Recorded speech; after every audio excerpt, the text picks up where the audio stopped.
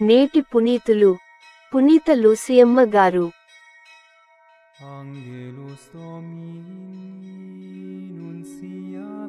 ప్రభువు ఉపదేశము మన మేలు కొరకే.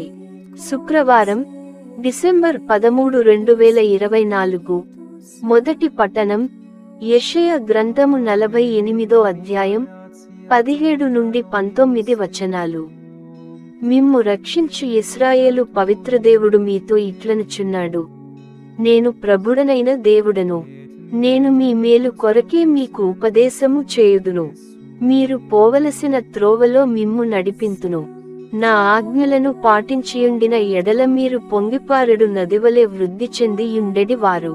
మీ విజయము సముద్ర తరంగముల వలె ఒప్పియుండెడిది.